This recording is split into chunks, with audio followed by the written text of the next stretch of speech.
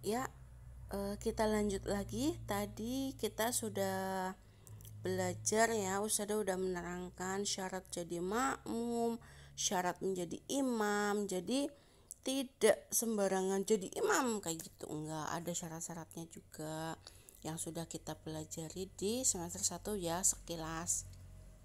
Sekilas tadi Ustazah udah bahas. Kalian nanti bisa buka lagi di materi semester 1 itu. Kemudian selanjutnya kita akan hikmah sholat berjamaah ya. Ini tuh hikmah sholat berjamaah ternyata udah ya. Ustazah kira itu masih banyak, ternyata ini sudah. Habis itu ada latihan-latihan soal. Nah ini ada zikir doa setelah sholat fardu. Itu berarti nanti bab selanjutnya. Ini kita bahas hikmah sholat berjamaah dulu. Ya, hikmah sholat berjamaah. Sholat berjamaah mempunyai keutamaan. Sholat berjamaah juga mempunyai manfaat. Nah, kita itu sholat jamaah ke masjid ataupun di rumah. Kalau laki-laki wajib ya, sholat jamaah itu wajib ke masjid. Jadi usahakan untuk solih kelas 2 MI Lukman Al-Hakim, usahakan selalu sholat berjamaah di masjid.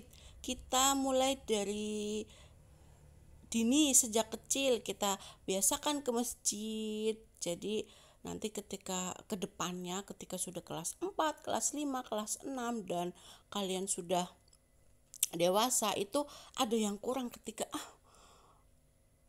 eman-eman, kalian tuh eman-eman nggak, maksudnya aku nggak sholat di masjid ya, jadi ada yang kurang kayak gitu. Kita biasakan dari awal. Ini mumpung lagi di rumah ya, biasakan kalau ada azan, aku mau ke masjid ya, kayak gitu. Yang penting jangan lupa protokol kesehatannya juga ya, seperti itu. Kalau nggak ke masjid nggak apa-apa, sholat jamaah di rumah sama ayah, sama ibu, kayak gitu, sama kakak, adik, nggak apa-apa, itu juga bagus.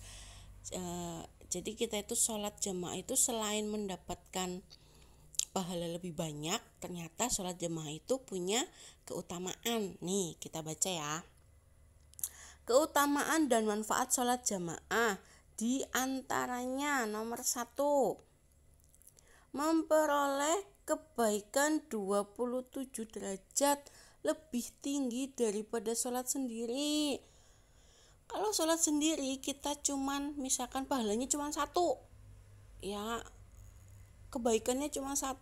Nah kalau sholat jamaah meskipun hanya 2 orang jamaahnya ya, mama kerja, ayah kerja, nah cuman ada kalian nih di rumah sama adik atau kakak gitu, kak sholat yuk udah duhur, yuk kakak jadi imam ya.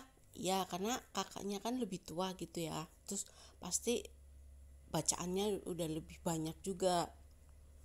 Ya udah kakak jadi imam, kan cuma berdua di rumah, tapi tetap pahalanya mendapatkan 27 derajat, 27 kebaikan pahala, dibandingkan aku mau sholat aja dulu sendiri kayak gitu cuman 1. Usahakan ayo kak, eman-eman pahalanya. Kalau sholat sendirian aku cuma dapat 1, nanti kalau berjamaah kan dapatnya 27, kakak 27, aku juga 27 kayak gitu ya. Jadi sholat jamaah itu nggak harus jamaahnya banyak sampai puluhan kayak gitu, sampai ya 6 atau 9 kayak gitu, nggak harus. Makmumnya cuma 1 imam 1 makmum, itu udah disebut jamaah ya, udah dapat keutamaan 27 kebaikan, 27 derajat lebih tinggi daripada yang sholat sendirian tadi ya. Oke, yang kedua nih, memperkuat persatuan dan kesatuan serta mempererat tali silaturahmi sesama umat Islam. Nih, maksudnya gimana Ustazah, orang sholat kok ujung-ujung bahasnya persatuan dan kesatuan, kayak itu negara Indonesia. Ya kita kan lagi bahas sholat ya, iya emang sholat jamaah itu tuh memperkuat. Jadi misal kayak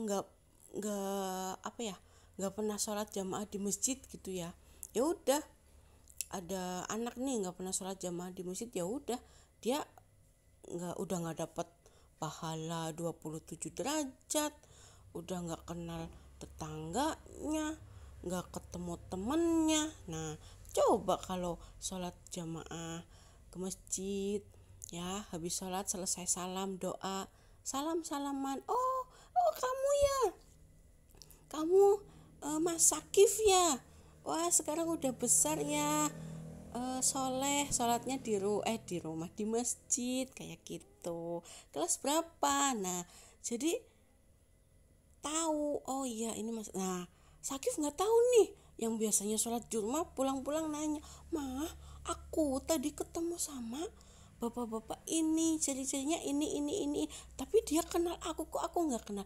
Oh itu bapak yang rumahnya di sebelah warung makan misalkan, itu loh bapak yang di sebelah warung yang biasa kamu beli mie.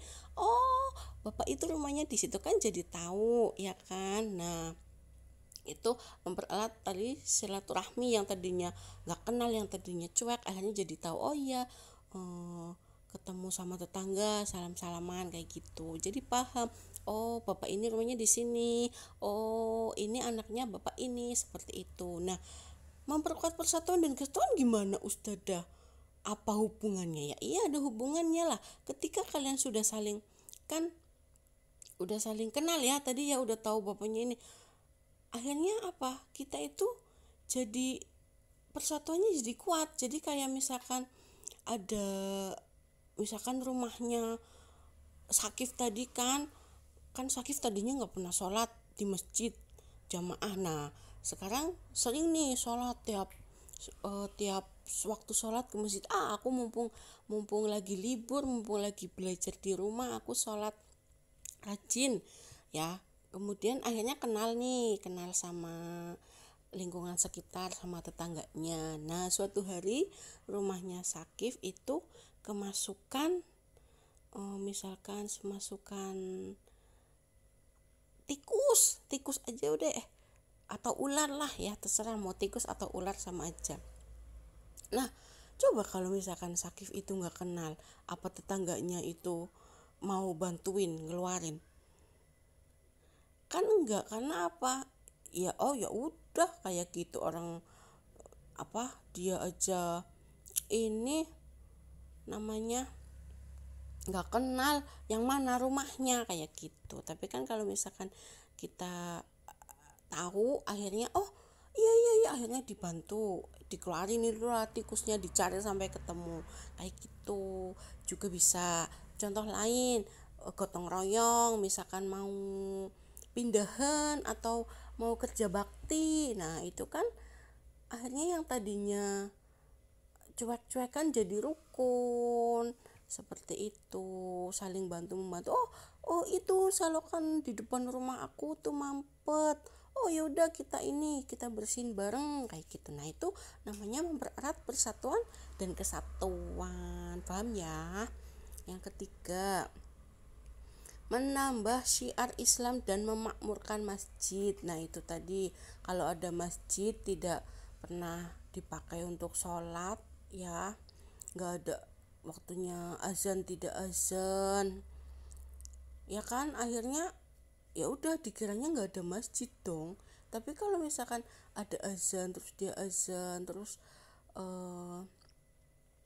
apa ya, intinya kalau masjid yang hidup ada jamaahnya itu kan beda dengan masjid yang sepi ya. Kayak kalian lihat Masjid Agung itu kan besar, masjid yang di alun-alun itu Al-Hajj. Nah itu juga kan masjidnya karena sering buat sholat jamaah, akhirnya banyak jamaah yang mengisi kotak amal, infak, akhirnya masjidnya bagus, indah, bersih, cantik ya kan. Kita juga betah sholat di situ, adem, ya Allah kayaknya adem banget dari tadi tuh, ngadepin kegiatan, aku belajar ini udah panas, capek, tapi ketika sholat pikiran kita itu udah bisa, ya Allah, iya, adem banget, tenang banget rasanya. Karena apa?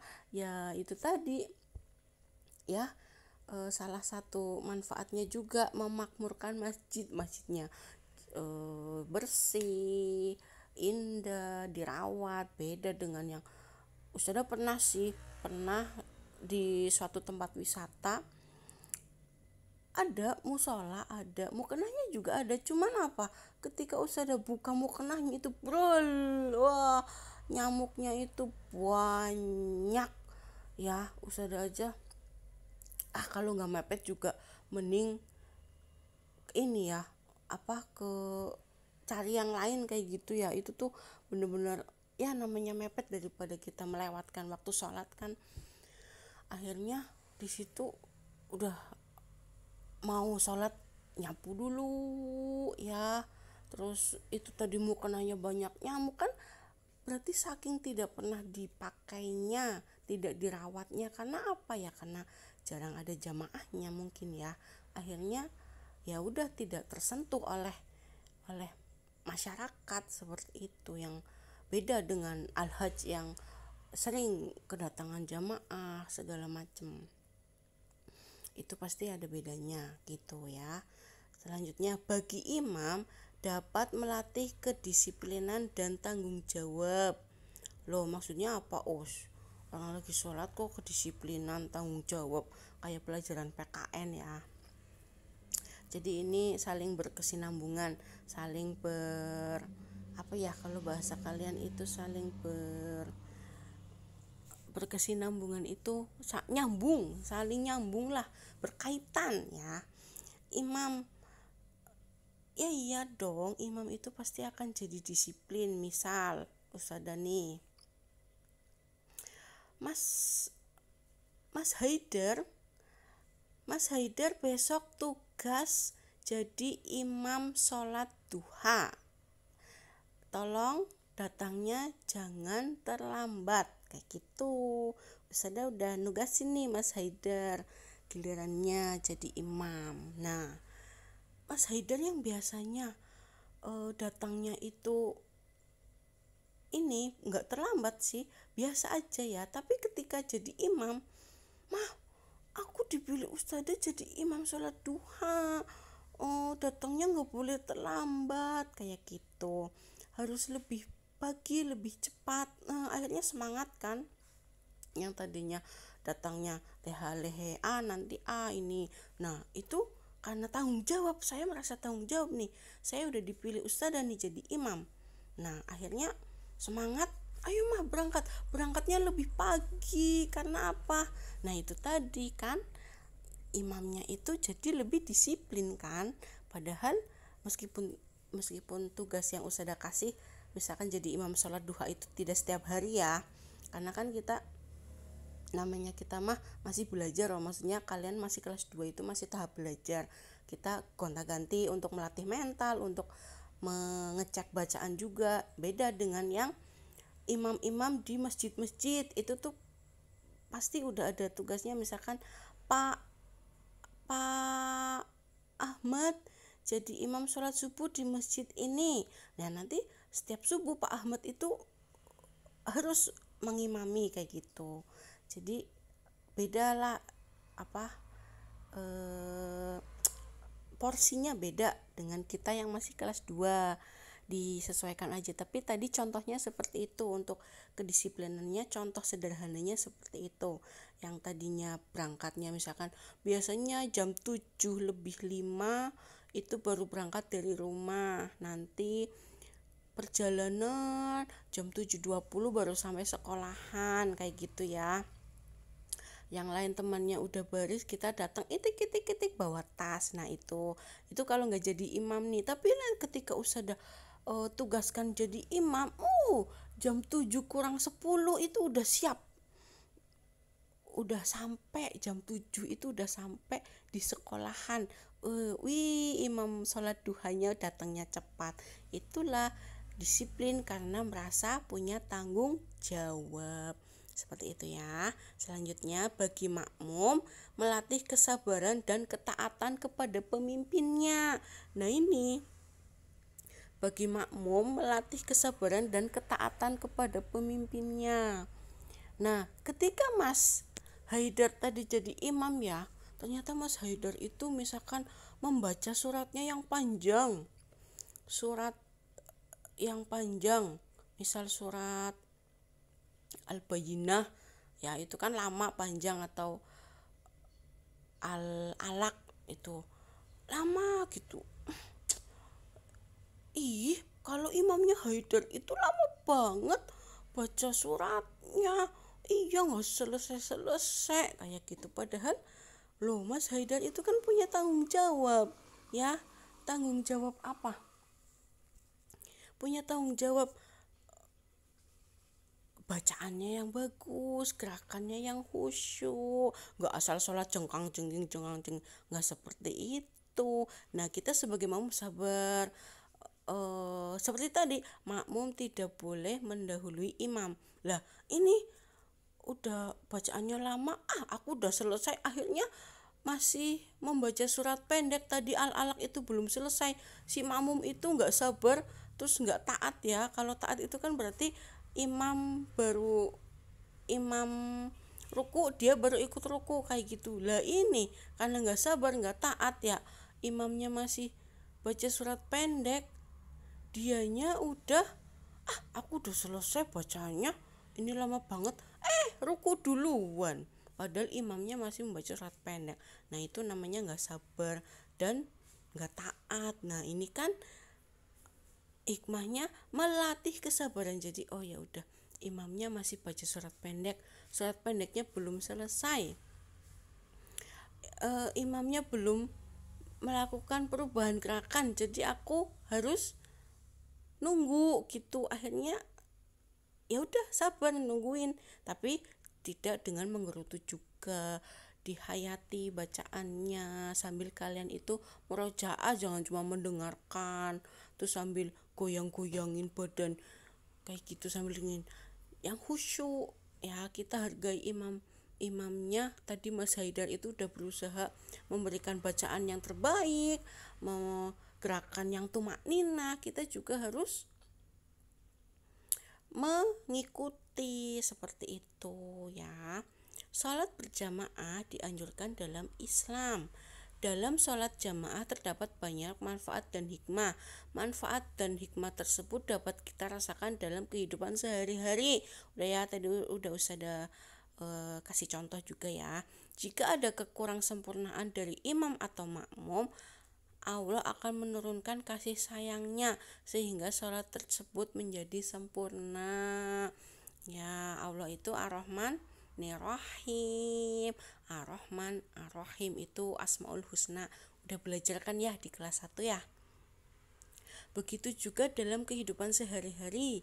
Jika kebersamaan dapat kita wujudkan, akan timbul rasa kenyamanan dan ketentraman. Pergaulan dengan tetangga, teman, dan masyarakat akan harmonis.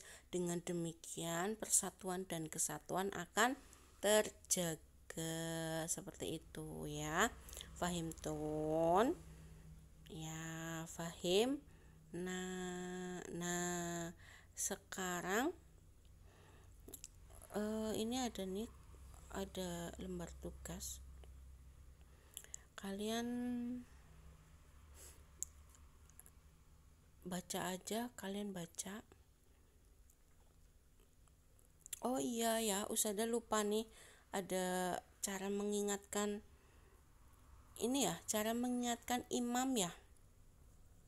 Kalau misalkan imamnya itu harusnya kita sujud ya, tapi imamnya itu lupa nggak sujud tuh, maksudnya gimana ya, atau lupa bacaan lah ya. Misalkan imam lupa bacaan itu, kalian ini tepuk 1 kali plek kayak gitu ya. Kalau misalkan makmumnya perempuan, dia mengucapkan subhanallah seperti itu. Nanti kita akan belajar sih kayaknya ada babnya sendiri, nanti Ustazah sampaikan lebih detail lagi ya. Ini kayaknya kurang mantep nih penyampaian yang itu menegur imam ya. Itu di bab apa gitu ada nanti. Kalian kita fokus ke itu aja dulu tadi, sholat jamaah ya. Seperti itu, soft udah paham ya. Tadi udah jelaskan juga, hikmahnya juga udah. Ya ini ada soal nanti kalian pelajari aja sendiri di rumah. Bagi yang punya bukunya silahkan diisi di bukunya langsung, bagi yang tidak juga ditulis di buku tulis nggak apa-apa, tapi ini sifatnya nggak wajib sih, kalian baca-baca aja nggak apa-apa. Nanti akan Ustazah siapkan biasa Google Form, kalian isi untuk latihan soal minggu depan ya, untuk minggu depannya begitu. Oke, cukup ya sekian. Kalau masih ada yang mau bertanya atau apa, boleh WA ke Ustazah masing-masing, Ustazah pengajarnya masing-masing, atau ya nulis tanya nggak apa-apa, nanti insya Allah akan dijawab begitu ya. Cukup sekian pelajaran yang Ustazah jelaskan, semoga bermanfaat ilmunya, bisa menambah ilmu, wawasan, dan bisa kita rasakan manfaatnya di kehidupan sehari-hari. Mohon maaf apabila ada salah kata, salah penyampaian, atau ada yang kurang. Kritik dan saran silahkan. Ustazah, misalkan apa ya, Ustazah masa ini kayak gini, tadi ada yang nggak itu, sampaikan aja ke Ustazah nyampeinnya ini harusnya seperti ini, nggak apa-apa, bilang aja ke Ustazah, nanti kita perbaiki bersama, seperti itu ya. Mohon maaf juga apabila ada kesamaan nama atau kesamaan kejadian atau apalah, itu Ustazah hanya memberikan contoh-contoh biar kalian lebih memahami, oh iya maksudnya Ustazah itu seperti ini, oh begitu, seperti itu. Oke, cukup sekian pelajaran hari ini. Seperti biasa ya, ungdur makola walatangdur mankola. Lihatlah apa yang dibicarakan, yang disampaikan, dan jangan melihat siapa yang menyampaikan. Ini Ustazah siapa sih yang nyampein, aku nggak mau ah. Nah, udah nggak dapet ilmunya ya kan. Tapi kalau iya pelajarannya fikih tentang sholat jamaah, mau siapapun yang nyampein, yang penting aku dapat ilmunya, kan seperti itu ya. Oke, cukup sekian. Minggu depan kita siap-siap untuk latihan soal dan ulangan. Kebetulan fikih ini babnya santai, dalam arti babnya itu sedikit, jadi kita tidak ngosok ngejar bab kayak gitu, enggak, karena memang poin-poin penting ya, kayak sholat itu kan memang harus benar-benar paham, seperti itu. Cukup sekian pelajaran hari ini. Marilah kita tutup hayya tatim darsanal yaum bikiraati hamdalah. Marilah kita tutup pelajaran hari ini dengan bacaan hamdalah. Alhamdulillahirabbil alamin. Wassalamualaikum warahmatullahi wabarakatuh. Selamat ketemu lagi bersama Ustazah Nana di pelajaran berikutnya ya. Tetap semangat dan jaga kesehatan.